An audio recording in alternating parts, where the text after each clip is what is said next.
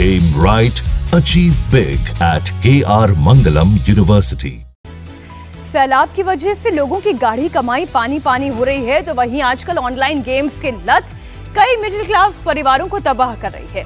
और इसी के चलते मोदी सरकार ऑनलाइन गेमिंग रेगुलेशन कानून बना रही है। ऑनलाइन गेमिंग रेगुलेशन बिल 2025 संसद के दोनों सदनों से पास हो गया है। बिल पहले कल लोकसभा में पास हुआ और आज राज्यसभा में भी मुहर लग गई। हालांकि इस दौरान विपक्षी सांसदों ने वेल में जाकर जबरदस्त हंगामा किया। राष्ट्रपति के दस्तखत होने का बस इंतजार है और जैसे ही राष्ट्रपति के हस्ताक्षर होते हैं तो ये कानून की शक्ल ले लेगा। सवाल यह है कि आखिर मोदी सरकार संसद में मॉनसून सत्र में ऑनलाइन गेमिंग बिल लेकर क्यों आई? इस बिल से सरकार का रेवेन्यू कम होगा, इसके बावजूद ये बिल क्यों लाया गया? इसकी पूरी डिटेल एक एक करके मैं आपके सामने रखूंगी, लेकिन सबसे पहले आप सुनिए अश्विनी वैष्णव ने बिल लाने के पीछे सरकार की क्या मंशा है, बताइए। समाज में समय समय पर कई कुरीतियां आती है। ऐसी परिस्थितियों में सरकार की और संसद की जिम्मेदारी बनती है कि इन कुरीतियों पर कठोर कार्रवाई करें, इस तरह के समाधान लाएं, इस तरह के कानून लाएं, जिससे कि समाज में आने वाली इन कुरीतियों पर एक अंकुश लग सके। हम सब जानते हैं पहले एक चिट फंड, और जो चिट फंड वाले थे आज वेल में खड़े हैं, जो एक चिट फंड के कारण जो कई परिवार नष्ट हो रहे थे, उनको मोदी जी की सरकार ने कानून लाकर समस्या को समाप्त किया, कंट्रोल किया। और सभापति महोदय, मध्यम वर्ग और नौजवानों के हित की जब भी बात होती है तो मोदी जी ने रेवेन्यू और अर्थव्यवस्था को एक तरफ रखकर उससे ऊपर उठकर हमेशा मध्यम वर्ग और युवाओं के हित की बात को चुना है। ऑनलाइन गेमिंग रेगुलेशन बिल 2025 में क्या क्या प्रावधान हैं जिसके जरिए ऑनलाइन गेम पर शिकंजा कसा जा रहा है, ये आपको बताते हैं। नए कानून में नियम का उल्लंघन करने पर 3 साल की कैद या 1 करोड़ का जुर्माना या दोनों ही सजा का प्रावधान है। ऑनलाइन गेम्स का विज्ञापन करने पर 2 साल की जेल या 50 लाख का जुर्माना या दोनों सजा का प्रावधान है। रियल मनी गेम्स के लिए लेन देन की सुविधा प्रदान करने वाले बैंकों पर भी शिकंजा कसा जाएगा। ऐसे बैंकों पर सरकार सख्ती करेगी। हालांकि इस बिल के तहत ऑनलाइन मनी गेम खेलने वालों को अपराधी नहीं बल्कि पीड़ित माना जाएगा। मोदी सरकार ने ऑनलाइन गेमिंग रेगुलेशन बिल 2025 से ऑनलाइन गेमिंग की दुनिया में क्या क्या बदलाव किए हैं, ये भी समझना बहुत जरूरी है। ई स्पोर्ट्स की बात करें तो इस बिल से प्रोफेशनल प्लेयर्स, टूर्नामेंट ऑर्गेनाइजेशंस को फायदा होगा। ई स्पोर्ट्स को सरकारी सपोर्ट मिलेगा। असली खेल का दर्जा भी दिया जाएगा। रियल मनी जिन गेम्स में लगती है उन्हें बैन करने से समाज और सरकार दोनों को फायदा होगा। आम पब्लिक की कमाई गंवाने का खतरा कम होगा। धोखाधड़ी और मनी लॉन्ड्रिंग पर लगाम लगाने में सरकार को आसानी होगी। अगर बात गेमर्स की करें तो जो ई स्पोर्ट्स में करियर बनाना चाहते हैं उनके लिए भी एक गोल्डन मौका होगा। रियल मनी ऑनलाइन गेम्स को लेकर सरकार की स्टडी में जो खुलासा हुआ है उससे आपके होश उड़ जाएंगे। आपको यह समझ में आएगा कि आखिर सरकार ये बिल क्यों लेकर आई है। आंकड़ों की बात करें तो एक साल में करीब 45 करोड़ लोग ऑनलाइन गेम्स में पैसा लगाते हैं और गंवाते भी हैं।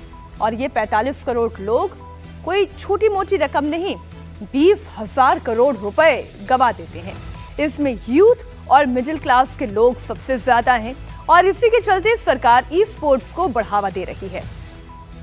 ऑनलाइन गेमिंग बिल 2025 से मनी बेस्ड गेम्स को पूरी तरह से बैन करने की योजना है।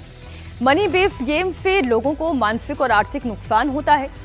कई लोग तो इन गेम्स के चक्कर में जिंदगी भर की सेविंग हार जाते हैं, जिसकी वजह से उनके परिवार के फ्यूचर पर भी बड़ा आर्थिक संकट खड़ा हो जाता है।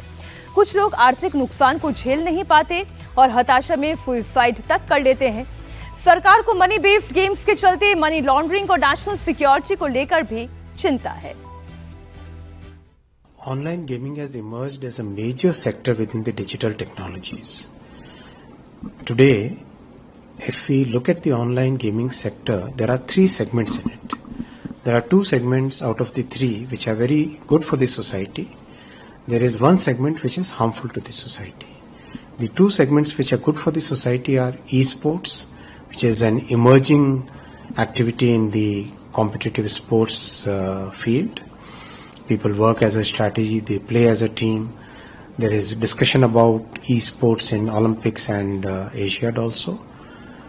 That we are going to promote in this bill. Second is online social gaming, which is part of our life. Sudoku, chess, so many things that we play in our day-to-day lives. That is also an activity which is going to be promoted as part of this bill. The third segment, which is online money gaming, that is a segment which is causing a lot of harm to the society.